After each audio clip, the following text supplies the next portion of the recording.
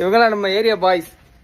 இவங்க ஸ்கூலுக்கு ஒரு தடவை, இவங்க ஸ்கூல் இல்லை இருக்கிறா, ஆக்சுவலாக நான் படித்த school KHN higher secondary school இங்கே. அங்கே ஒரு தடவை சிறப்பு விருந்தினரை அழைச்சி இது பண்ணாங்க. நம்ம வீட்டு வழியே தான் டியூஷன் போகிறாங்க.